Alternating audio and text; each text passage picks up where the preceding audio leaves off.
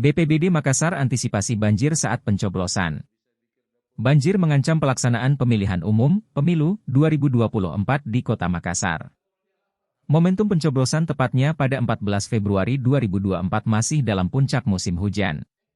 Karenanya, pemerintah Kota Makassar melakukan rapat koordinasi antisipasi banjir, termasuk saat pemilu mendatang. Agenda berlangsung di LT2 Ruang Sipak atau Kantor Balai Kota Makassar, Jalan Ahmad Yani Kecamatan Ujung Pandang, Jumat, 22 Desember 2023. Rakor ini diinisiasi oleh Badan Penanggulangan Bencana Daerah, BPBD, Kota Makassar.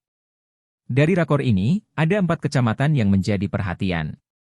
Antara lain Kecamatan Biringkanaya, Tamalan Rea, Manggala, dan Panakukang.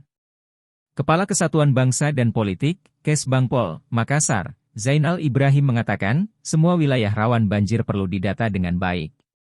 TPS yang berada di zona merah harus diantisipasi dengan menyiapkan TPS cadangan. Kita sudah 2 bulan turun ke camat untuk antisipasi, kalau misalnya ada risiko gunakan gedung jangan tenda, kalau riskan kita minta gedung yang cukup tertutup dan tidak ada genangan, ucap Zainal. Risikonya kalau terlalu jauh tidak ada orang pergi memilih, dan masyarakat juta kesulitan kalau area tergenang, sambungnya.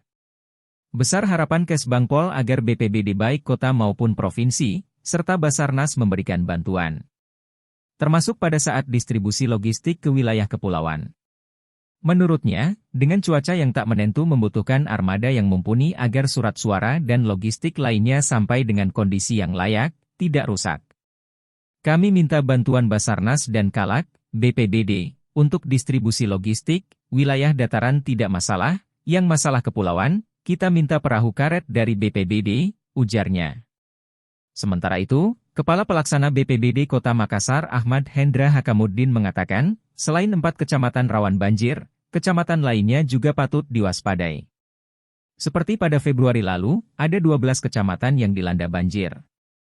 Penanganan banjir kata Ahmad Hendra sebenarnya sudah terpola, sebab bencana ini kerap terjadi tiap tahunnya. Hanya saja pada 2024 nanti, ada momen pemilu yang harus disukseskan. Tadi hasil rapat disampaikan, bukan cuma pemilu yang kita pikirkan tapi juga distribusi logistik, katanya. Karena itu, BPBD meminta pemetaan TPS yang berada di zona rawan agar pihaknya bisa menyiapkan langkah mitigasi. Kendati demikian, pemindahan TPS kata Ahmad Hendra tak serta-merta bisa dilakukan, di mana lokasi TPS harus tetap berada di wilayah administratif. Kalau aturan mengatur begitu dan berada di lokasi banjir, maka itu tugas kami untuk mengantar pemilih ke TPS, tuturnya.